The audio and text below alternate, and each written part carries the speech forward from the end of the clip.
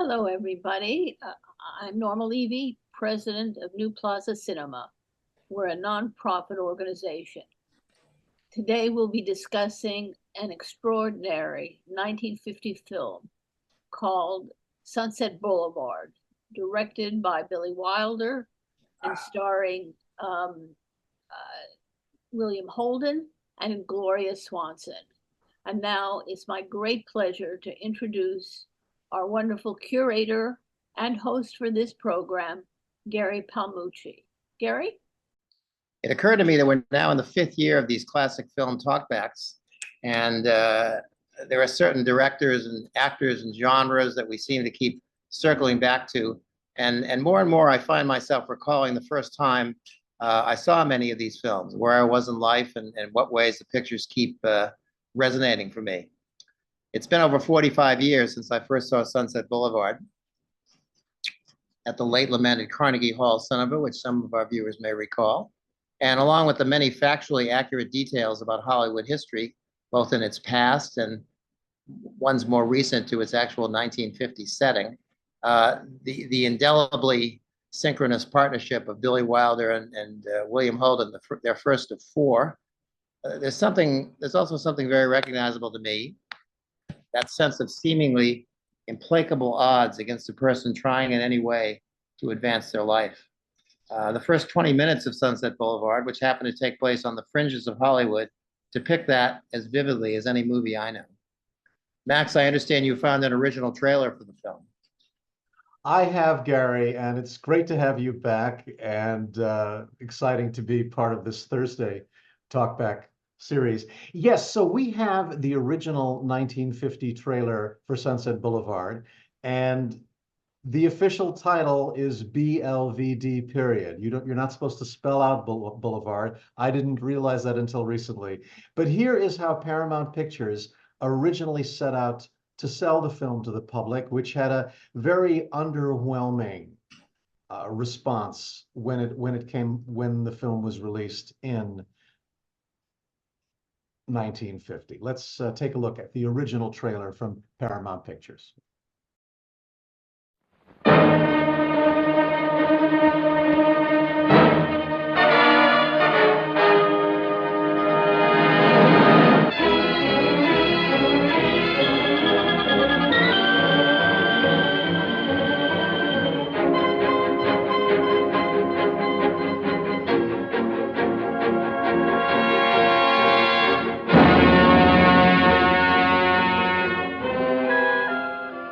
Speaking. I'm talking from the bedroom of Norma Desmond. Don't bother with a rewrite, man. Take this direct. Ready? As day breaks over the murder house. Yes, you'll read the big black headlines about Norma Desmond and this Hollywood scandal. But you'll never read the true story about the rest of us who were part of it. Me, for instance, Joe Gillis, a promising young writer from Dayton, Ohio. And Betty, that nice kid I met at a Hollywood party, who knew nothing about me, but knew what she wanted. Don't you love Artie? Of course I love him. I always will. I'm just not in love with him anymore. What happened? You did? Well, we should have lived happily ever after, like they do in the movies. But this was different, because this is a Hollywood story about the people who make the movies. The little ones that you never hear of, like Betty and me. The great ones, like Cecil B. DeMille. All those who knew Norma Desmond, a strange woman who left her mark on all of us who crossed her path. Has it ever occurred to you that I may have a life of my own, that there may be some girl that I'm crazy about? Who? Some car hop or a dress extra? What I'm trying to say is that I'm all wrong for you. You want a Valentino, somebody with polo ponies, a big shot. What you're trying to say is you don't want me to love you. Say it. Gloria Swanson, one of the great personalities of this generation in a role that comes to an actress once in a lifetime. Rising to the heights, William Holden creates a startling portrayal. And a new star is born in Sunset Boulevard, Miss Nancy Olson. Joe? Where are you? What's this all about? Why don't you come out and see for yourself? The address is 10,086 Sunset Boulevard. Yes, come out to see for yourself the film that reaches a new milestone of dramatic daring.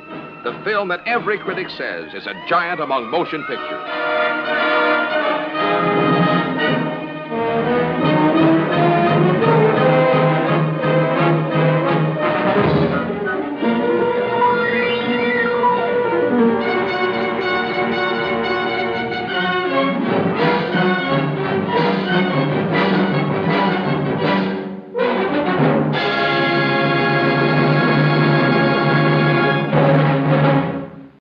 We have a kind of a mixture of an unflinching look at some of the aspects of the story, and then some hot air thrown in, of course, about newcomers and various aspects. And interestingly, that as Norma Levy pointed out the other day when she was watching the trailer with us, it says the new work from Brackett and Wilder, and she said, "Well, who the heck is Brackett?" And it turns out that's not a question that everybody knows the answer to. But Billy Wilder's writing partner for most of the first decade of his career. I think every picture he made at Paramount up to and including Sunset Boulevard. Have I got that right? With the one exception of a project that Brackett was disgusted with and wanted nothing to do with, and that was Double Indemnity. But other than that, Brackett was the co-writer of all of Wilder's Paramount Pictures through Sunset Boulevard. This was their 13th and final collaboration, because they, of course, had collaborated on non-Wilder directed films for several years. And it took Joseph McBride, in his excellent book on Billy Wilder, that came out in 2021, and we interviewed McBride around that time when we talked about The Apartment, to point out or to explain to us what led to this breakup. Why was it that after Sunset Boulevard they went their separate ways? Wilder was quite liberal in his views. Brackett was very conservative and came from a legal political family and so on, but they clicked in some way. But what apparently, according to McBride, was the breaking point was the political climate of the time, the House Committee on Un-American Activities hearings into Hollywood. That's been a recurring theme in our talkbacks when we talked about Gentleman's Agreement and The Stranger, all around this time, which in some way are anticipating or commenting on political tensions. And Sunset Boulevard was the height of this tension between Wilder and Brackett. And you can almost sense it in the film itself. It almost could seem as some kind of a camouflaged comment on what was going on politically in Hollywood, at least to some interpretation. Well, Joe McBride certainly digs very deep, and he doesn't pull any punches in his biographies. His John Ford bio is probably the best one of the bunch. Yeah, what he does is he gets access to people's documents, and he actually did a lot of reading of Charles Brackett's papers, and that was very, very enlightening. And at one point in the late 1970s, McBride was interviewing Billy Wilder. I forget for which project. And McBride himself had a very intense time as a struggling screenwriter in Hollywood in the 70s and early 80s. And I'm quoting Joseph McBride here. He wrote, "While interviewing Wilder in 1978, I told him, before I came to Hollywood, I thought Sunset Boulevard was too cynical, a depiction of the film industry. When I moved out here, I realized that it's more like a documentary. Everything in it is totally true." And Wilder replied, "It's a Valentine." Well, this time around, not having seen it in a number of years, there were a couple of little bits of the script that had resonance since the last time I've seen it. Like there's the New Year's Eve party where Bill Holden arrives and Jack Webb is kidding him, and he says, "We haven't seen you for so long. Hey, you there, Mr. Black Dahlia suspect," because the famous Black Dahlia case was made into that not good, unfortunately, film by Brian De Palma about 15 years ago, the famous Black Dahlia murders in L.A. in the late 1940s. And then we see that scene later on where Nancy Olson and Holden are walking on the Paramount lot after hours, and she's walking up, she makes reference to Washington Square. I guess that's the set of The Heiress, which was covered on a New Plaza Cinema Talkback that unfortunately I wasn't able to attend, but that's there you have it. Wilder was so topical and so hip with his humor at that time that you really had to understand what was going on culturally in the industry and in US culture. But what always impressed me about Sunset Boulevard is how it captured a pre-Wilder era in Hollywood. That this film, written by Brackett and Wilder, who weren't in the industry when it was making silent films in the 1920s, they understood that culture. They understood how the star system and the role the directors played in silent films. It was an ironic and cynical take on that era, but it was also in many ways very respectful and sympathetic towards the people that built that industry. And I always found that fascinating. There's that line early on, they're holding, says when he first sees the swimming pool, and he says, well, think of all the stars who must have frolicked there 10,000 midnights ago. That's beautiful. I mean, just beautiful lines like that. And of course, the struggling artist angle, which I was talking about back at the beginning, I think is as good in Sunset Boulevard as any movie that I can think of. You know, when he's hiding his car in that parking lot, and the parking attendant doesn't give him a hard time because, quote, he just looked at my heels and knew the score. And there's the producer that he respects, despite the fact that he won't hire him. He said he was a good producer with a couple of ulcers to prove it. Yes, another great line. And just so many, I wouldn't call them in-jokes yet, but there were elements that will be in-jokes in later films, because that producer played by Fred Clark is named Sheldrake, which of course was Fred McMurray's character's name in The Apartment. That's right. 10 years later. Some of our viewers recall. Exactly. And then also in Joseph McBride's book, which is Billy Wilder, Dancing on the Edge, he wrote that Wilder and Brackett had began working on the Sunset Boulevard script as early as 1946. They originally had envisioned it as an out-and-out comedy. But when the journalist D.M. Marshman got involved with the script, this was his only screen credit. Now, to quote, to paraphrase Norma Levy, who the heck is D.M. Marshman? Exactly. I had never heard of him, and this was his only screen credit. He was a journalist, and he somehow got involved, and McBride asked Wilder, what did Marshman contribute? And Wilder said, oh, he just came up with the idea of a screenwriter becoming a kept man of the silent film star. And Wilder wrote in his book, McBride wrote in his book, well, basically that's the story. So he came up with the whole plot. Yeah. But it changed the tone. And yes, obviously Sunset Boulevard in so many ways is a very, very dark comedy. It's much darker than some of the comedies that maybe we would have associated with that era. Now, supposedly, we were talking about this the other day. The legendary premiere, or one of the first screenings of the picture, attended by some other studio heads, including the infamous Louis B. Mayer. Now, you recall that one chapter and verse. Yes, there are several different versions of what happened, but there was a screening, I think, on the Paramount lot of the film, and one version was that Wilder overheard Mayer complaining to another executive, this Wilder is biting the hand that feeds him. And, he should be taken out and whatever. And Wilder approached Mayer and identified himself, saying, and you can go blank yourself. And of course, Mayer was out of work a year later, so Wilder's career was not impacted. But it certainly gives us a sense of how anger-inducing this film was for some people in the industry, because it shows how cruelly the industry treats its own. Norma Desmond, like Gloria Swanson, I mean, she helped build Paramount Pictures in the 1920s. I mean, she was Norma Desmond. She was this massive, massive superstar at Paramount. And there's an interesting story behind that film clip that we see of Gloria Swanson, which is the legendary unfinished epic film called Queen Kelly, which I was actually involved in the release of way back in the late 1980s.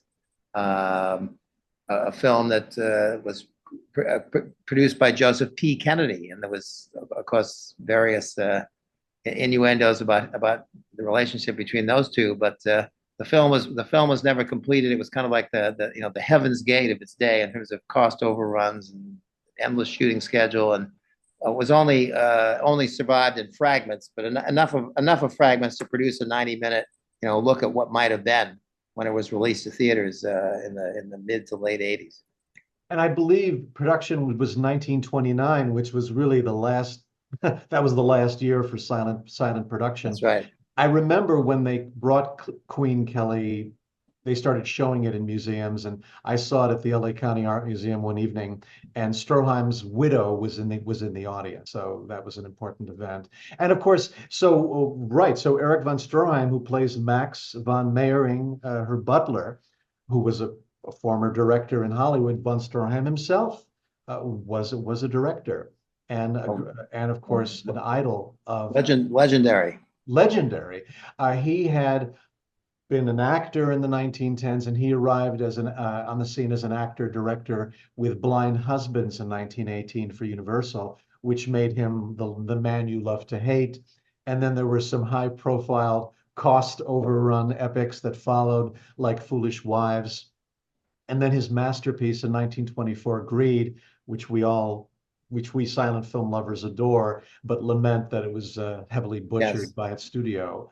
If you've never seen Greed, check it out. Certainly one of the indelible epics of the silent period. Yes, only, as you said, only about 2 of its 6 or 7 or whatever hours of it, survived. But yes, and von Stroheim doesn't act in that when he's just director, but he normally acted and directed, including one of the follow-up films he made, which was back to his epics. This was at Paramount in 1928, which was The Wedding March, which was also taken out of his hands. So he had a very tortured history with the studios, and it's sometimes painful to see him in this very revealing portrayal as Norma. He almost looks like he's feeling the pain of all those movies somehow in that character. And there's many of the many quotable lines from the production of Sunset Boulevard. Wilder claimed that he said, Mr. von Stroheim, we admire your picture so much. You were 20 years ahead of your time. And von Stroheim's reply allegedly was, "You're wrong, 30 years ahead of yourself." Right. Yes, and apparently, well, they had already worked together, Wilder and Stroheim, 7 years earlier on Five Graves to Cairo. And then, in a sense, Wilder will have Otto Preminger satirize Stroheim 3 years later in Stalag 17, in a way, as the POW camp commandant. Another beautiful performance by Holden, his Oscar winner. Precisely. And it's funny because the near misses in casting, when we look back on history, you've probably heard, well, one of the theories I heard was that originally Montgomery Clift was considered for the role of Joe Gideon, but he was very worried about his image playing opposite a much older actress. So Wilder and Brackett rewrote the role. I believe what a strange and very different film that would have been. And it would have even been stranger if the other actress considered for the role, Mae West, was cast as Norma Desmond. We won't even go there.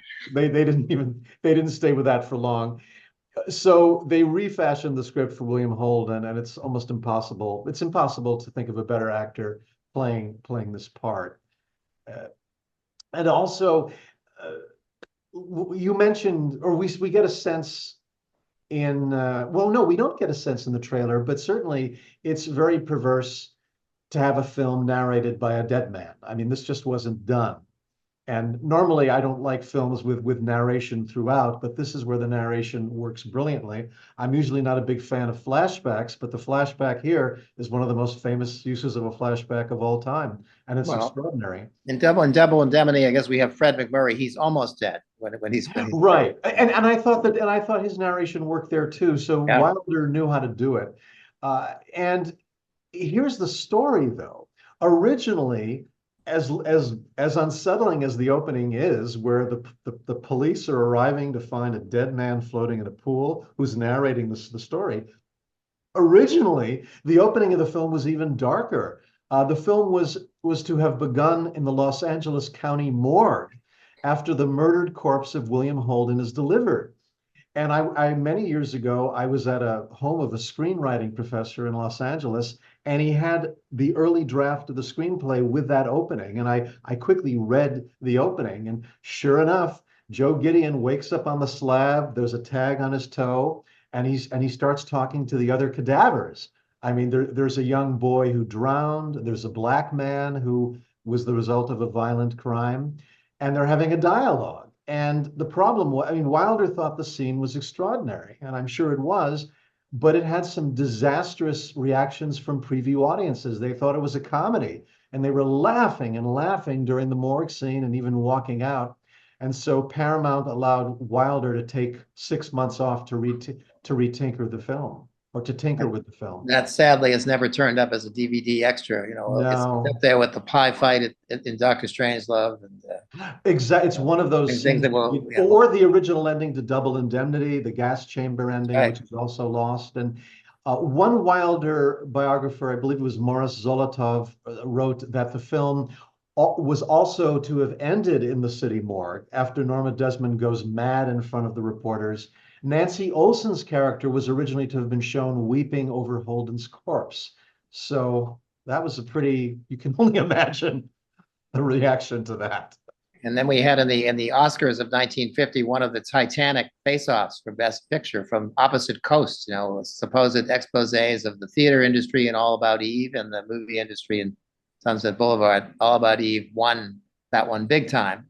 But I remember there was a time in life when you were either a Sunset Boulevard person or an All About Eve person. But I like them both, each in their own respective They're way. fabulous in their own ways. And one other note I came across here, once again, this is the astuteness that Wilder and Brackett showed for the past. When Holden's character is referencing the waxworks who are playing cards with Norma Desmond, that's also in a sarcastic way acknowledging how the industry was overlooking some of its pioneers. And you see Anna Q. Nilsson is at there playing cards. She was a Swedish-born film star whose career ended in the late 20s after sound arrived, and she had a riding accident. We have H.B. Warner, whose career was on the decline in the early 30s. He had played Christ in Cecil B. DeMille's 1927, The King of Kings. Mm. And then the third player, who was that, Gary, that third guy? Well, Buster Keaton. Buster Keaton. With his immortal deadpan, what does he keep saying? Hearts over and over again. Right? Yes. Yeah. Just one of the great geniuses whom Hollywood treated horrendously. And there are other little references and innuendos that I'd like to share about the film, but I think by now let's hear what Dan Cahill, our filmmaking expert and cinematographer expert, has to say about the look of Sunset Boulevard. Okay. Dan, it's great to have you back among the Musketeers. Yes, and also it's good to have Gary back in our virtual room. So Thank you. welcome back, sir, and we'll see you on Thursdays. I want to point out something right at the outset. The trailer that Max showed has a very different shot of this curbstone, and it's full of cigarette butts and matchsticks, and it's as if a different person were in charge. This is the setup to what I think of as one of the most iconic opening shots in a film. It's not actually the opening shot, but you never forget it once you've seen it. This apparently was filmed in a tank on a soundstage at Paramount, and Wilder's request was that he wanted the fish's eye view of Holden. The report is that the water was frigid and it was filmed using a mirror. And that's about all the detail I can find out about it. But this is iconic, as is the final shot of the film, but we'll get there. I really appreciate a chance to see Schwab's drugstore, where Lana Turner was discovered, probably slurping up a chocolate malt. Another factually accurate display here is this mansion, which was in sad shape when they discovered it, and it was perfect. It's the set design on the exterior and especially on the interior is remarkable. I love this way of introducing Norma Desmond, looking out through a rattan shade of some sort. It's hard to see if she is looking through opera glasses or something reflected off of sunglasses, but it's creepy, and creepy is the word for this movie. Speaking of creepy, here is the monkey's paw, designating what is under the cover on that little table in Norma's living room. Very, very strange stuff.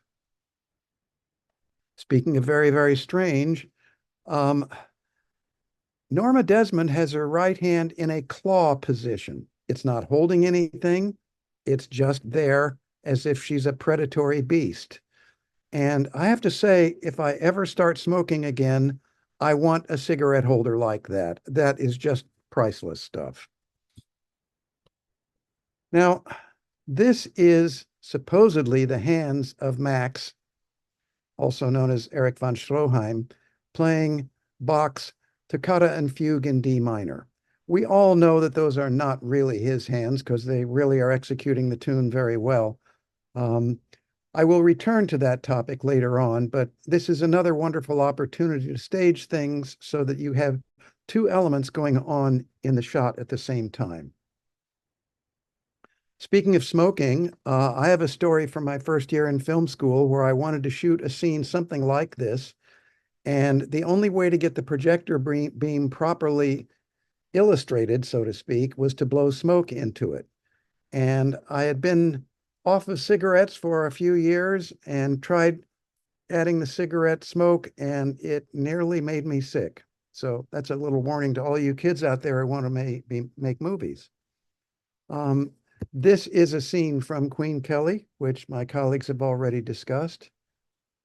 And this is one of the iconic shots in the film, Norma Desmond lit by the projector beam. And I have never seen any of the live stage productions, but I'll bet they have this shot duplicated in it. Another triumph of a director, and you've heard me say this before, is when he can get two opposing people both facing the camera at the same time. So you can see their simultaneous and different reactions without cutting. So here we have the amorous Norma Desmond and Joe Gillis, somewhat doubtful about the relationship. The gates of Paramount, which are still in use today, as I understand it. One interesting thought, I didn't capture a frame on this, but we all remember the shots of von Stroheim, of Max driving this touring car with Norma and Joe in the back seat. Well, von Stroheim did not know how to drive, and they had to tow the car behind a camera truck. Just thought you might want to know that. I really love this moment. She's in the studio watching the film being shot, which I believe was Samson and Delilah. I believe it was the actual set of that. And the evil microphone, which she never really could tolerate, zooms by her head and brushes the feather in her cap. And she looks at it in appropriate revulsion. Cecil B. DeMille, and I'm not sure how this originated. I think he originated this outfit, but the idea of wearing riding boots and jodhpurs while he was directing on a soundstage or anywhere else sort of became a cliche of how all directors would present themselves. If anybody has any information on that, please chime in. I'd love to hear what that's all about. This is the moment when Gillis has said goodbye to Betty, his actual real girlfriend. And there we have, hovering over the whole scene, the voyeuristic Norma Desmond, always present and menacing. This is Bill Holden taking a fall into the pool, which is a sad foreshadowing of his own actual death decades later. He was a very serious alcoholic and he lived alone. And one evening he fell and hit his head on the table and allegedly bled to death. But here he is in his prime, being one of the greater actors of Hollywood, I think. These are the cameras that came to Desmond's mansion. They're actually a Paramount news crew, and they kind of look like it. They're very portable and ready to hop out of the truck and start shooting. This is the moment. I love the lighting on her face from the mirror she's holding. When someone says cameras and she looks up, alert to the presence of cameras. And the lighting here is just impeccable, and we need to credit John Seitz, who was Wilder's cinematographer through a lot of these years. And this is the last shot of the film. We've all seen her swooning towards the camera, going out of focus, but I just chose this to show how a newsreel crew might shoot the scene with lights set up, a guy holding the floodlights in the lower left. This is the beginning of the end for Norma. And that's where I will stop it, gentlemen. Thank you so much, Dan. You know, you reminded me after when William Holden died, they contacted Billy Wilder, and one quote he said, "It was a lousy fade out for a great guy." Yeah. Very, very, very sad. And your question about the whole riding boots thing of DeMille, Yeah. that originated, from my understanding, in the 1910s when the studios were just getting built on the West Coast, and it was like the Wild West sets where you had streets filled with mud and dirt, and you had to traipse through the mud to get camera setups, and a number of technicians would wear boots for that purpose, and that's something that was carried over. It makes as much sense as anything, but I seem to recall like cartoon caricatures of directors, berets and riding crops, you know. Absolutely. And Norma Desmond's mansion, I looked this up, was actually located in the Mid-Wilshire district in the Los Feliz area of Los Angeles. It was built in 1924 by William Jenkins, and it contained 2 landscaped acres. Tragically, it was torn down in 1957 by the not very likable J. Paul Getty, who then had built a 22-story office building for Getty Oil, 3810 Wilshire Boulevard. You guys may have noticed that car that you were speaking about before. Also, that von Stroheim is sitting on the wheel of the car is on the right-hand side. If you notice that, so it must have been some kind of European car that. Of course, no American car would be suitable for Norma Desmond. So I wonder whether you can even drive a car in the United States with there's a question somebody can answer with the steering wheel on the right-hand side. That's I've seen people doing it here in New York City. It may be a violation of something and perhaps a little unsafe, but well, I was always, what made the film stand out for me was that they identified Paramount Pictures by name. I mean, she's not going to Colossal Pictures or Monumental Studios. It's Paramount Pictures. So they actually name names here, which I thought was unusual, because I was reminded of when the car is going through the Paramount gate. And it's odd that a studio would make itself that vulnerable. Precisely. And, yeah. Who would have been the heads of Paramount at that time? I'm sure. Well, you had Barney Balaban, you had Y. Frank Friedman, and Wilder. When it came to Y. Frank Friedman, he said, "That's a question nobody ever knows the answer to." That's Billy, always biting the hand. Yeah. And what's also this ties into some of the political tensions that were going on. The presence of Cecil B. DeMille is fascinating, because he's portrayed here as a very dignified gentleman, gentleman of cinema. And you're right, he is directing Samson and Delilah. But DeMille politically was another opposite of Wilder. Unlike Wilder, DeMille was a very fierce, cold warrior. He supported loyalty oaths in the Directors Guild and all of the stuff that was going on against the creative people in Hollywood. And Joseph McBride, in his book, raises the matter of Billy Wilder putting DeMille in the film as almost a form of political protection for himself, because Wilder could have just been as vulnerable to attacks from these reactionary forces as others. And I, this is my own theory, wonder if maybe that explains the presence of Hedda Hopper, the gossip columnist, who's also portrayed somewhat sympathetically towards the end, because she was another big cold warrior who was firmly behind what was going on against the creative people. Not an especially nice person, as you have shared with me, Max. You are being very diplomatic. You are understating. Absolutely, not a particularly nice person. I was reminded, and when you're talking about Gary, I think it was you talking about Joe Gideon's car, losing his car, right? Joe Gillis. Joe Gideon. Joe Gillis. I'm so sorry. Bob Fosse, which maybe you saw this week. It was playing at Lincoln Center. I think I made that mistake on another occasion. Joe Gillis, thank you so much.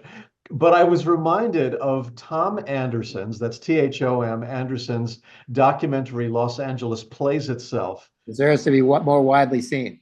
Yes, and there's a very funny section on Sunset Boulevard because this is about movies that take place in LA and how the cinema has portrayed LA. And they have a section on Sunset Boulevard where Anderson is claiming the moral of the film is when a man loses his car, he dies in Los Angeles. You know, you can't live without your car. Right. Although that may be changing now. I understand that there's some almost reasonable public transportation alternatives, but There are some attempts. You know, there were some other in what were to become in jokes later on. We talked about the character of Sheldrake, but there is the scene at the mansion where Norma Desmond brings in a tango band or a tango orchestra, and they're playing that legendary La Comparsita tango song, the same song that Wilder is going to spoof 9 years later in Some Like It Hot. That's the song that Jack Lemmon tangos with Joe Wow. Brown. It's the same song. And then the band also plays Auld Lang Syne, Auld Lang Syne after Norma Desmond cuts her wrists. And that anticipates The Apartment as well. The Apartment towards the end when Shirley MacLaine realizes she's in love with Jack Lemmon at New Year's Eve when she's in a Chinese restaurant, they're playing Auld Lang Syne. Interesting link and between the two films.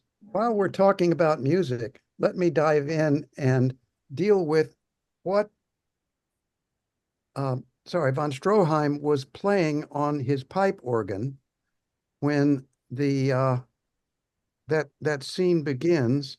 I want to move ahead. Here we are. This is the shot, not showing his hands, of course, because I doubt that von Stroheim could really play the organ that well. That establishes what he's playing. This is a melody composed by Johann Sebastian Bach called Toccata and Fugue in D minor. And it's used in films whenever a pompous person is at a pipe organ and they want to really throw their emotions around. This is the first musical excerpt from Fantasia, and it was used to demonstrate how kaleidoscopically the Disney folks could portray an orchestra. This is one of my very favorite films, which I hope we can discuss sometime. This is the late, great James Mason as Captain Nemo in Disney's 20,000 Leagues Under the Sea from 1954.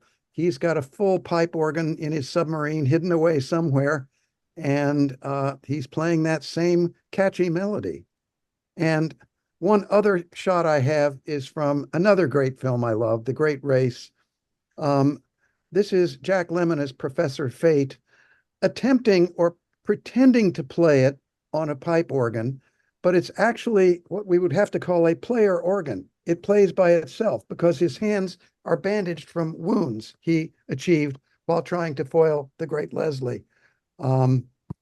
So I also wanted to give credit to other movies that use the same music. Dr. Jekyll and Mr. Hyde from 1931. That would be the Frederick March version. The most bizarre version of them all. Yes. The inimitable Dr. Phibes Rises Again. Of course, Dr. Phibes would have to have a pipe organ. It was also used in La Dolce Vita. I'm not sure where. And I scanned all the way through my DVD of Ed Wood and couldn't find it in use. So that may have been a mistake on IMDb's part, but just scanning through Ed Wood again was an experience. So You may hear it in the background somewhere on Ed Wood, if I remember correctly. okay. You don't actually hear it being played. When Kino Video put out the silent version of The Phantom of the Opera with Lon Chaney Sr., there was this wonderful Canadian composer who composed a wonderful score for it. But in the famous unmasking scene where the Phantom is unmasked, they added to the silent film track that Bach piece. So that's another effective use. Indeed. Which of course doesn't get completed because the Phantom hits the keys once his mask is taken off. And I remember my father, who saw The Phantom of the Opera in its first release, how everybody in the movie theater was screaming their heads off when that scene, when he got unmasked. Just a little digression there, but But I think that Sunset Boulevard captures some of the creepy qualities of oh yeah, silent films.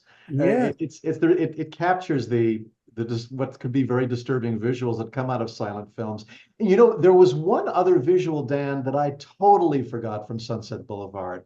I had completely forgotten how they removed the doorknobs from all the doors Yes. because Norma Desmond had attempted suicide in the past. And there's that extraordinary moment where you see light coming through the doorknob holes, and then the light goes off as she's turning into bed.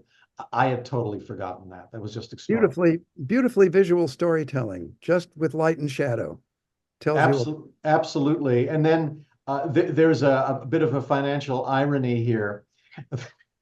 In 1950, I mean, Sunset Boulevard, it did okay. It did okay. Something like box office rentals of $2.35 million, multiply that by 10.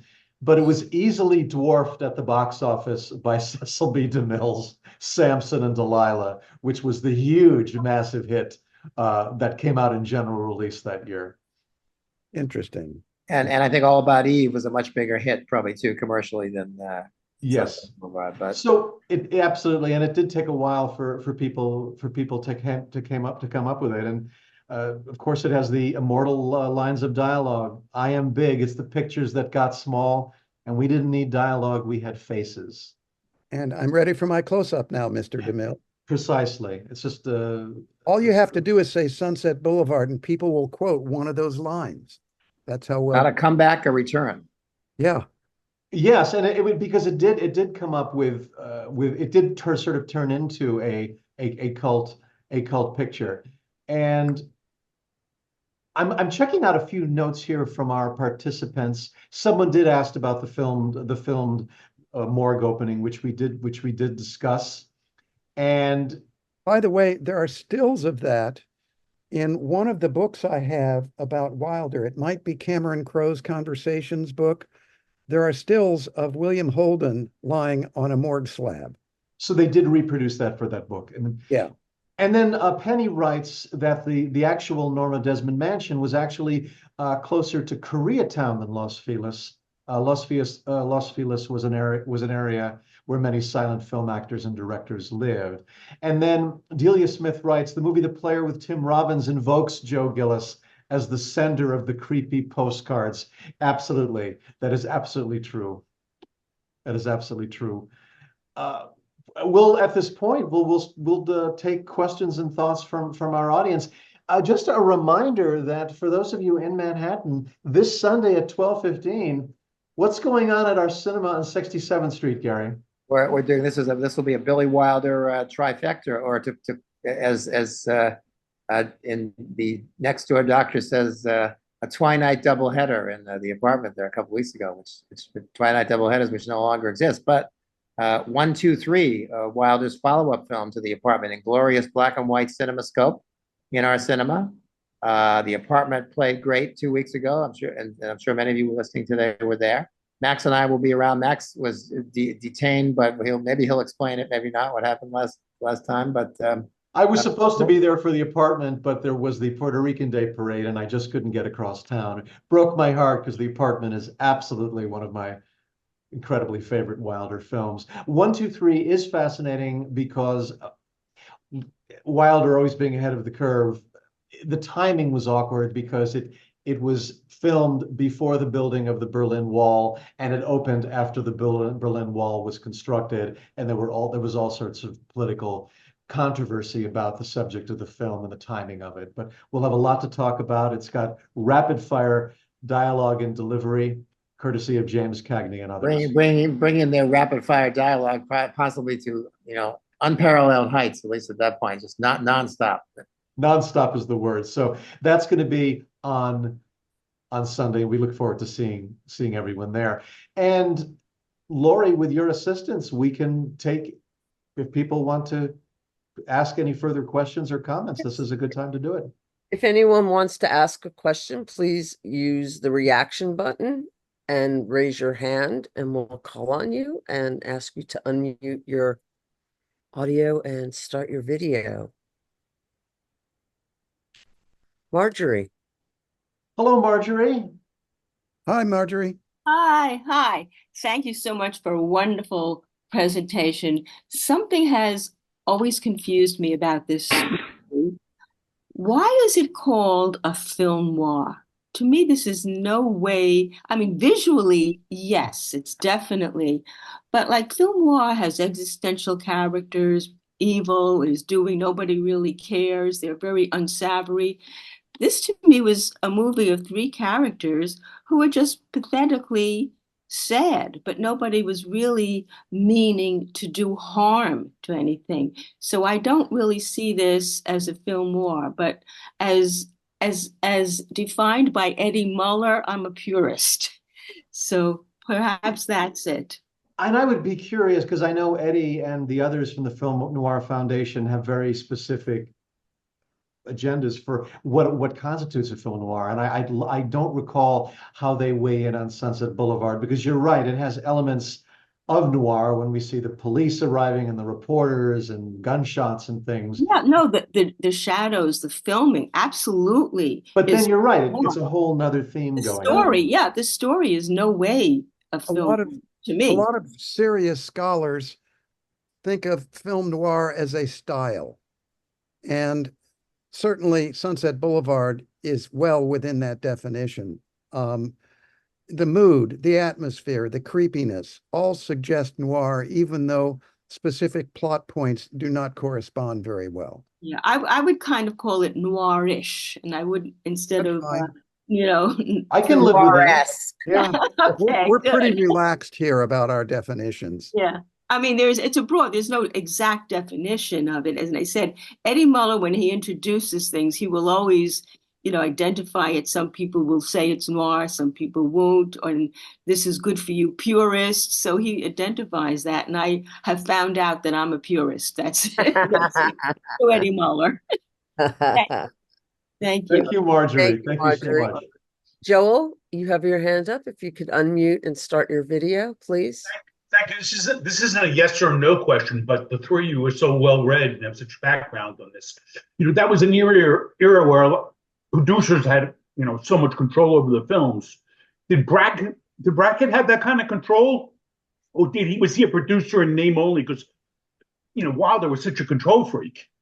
I was so surprised in rewatching the film this week, Joel, to see the credit produced by Charles Brackett. I'm used to seeing, but I keep forgetting that he also, of course, he later became a very prominent producer after he broke with Wilder.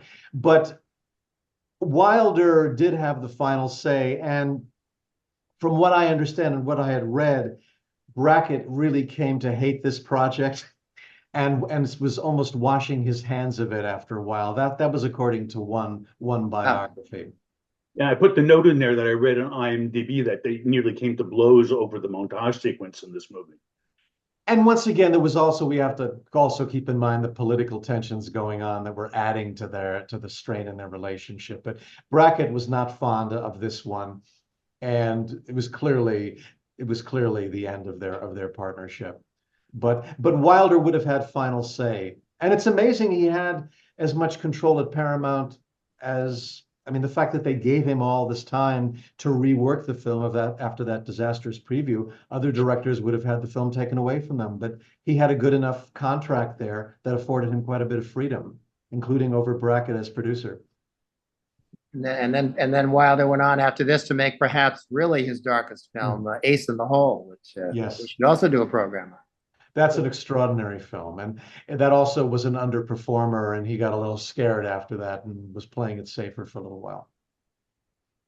Okay. Thank you, Joel.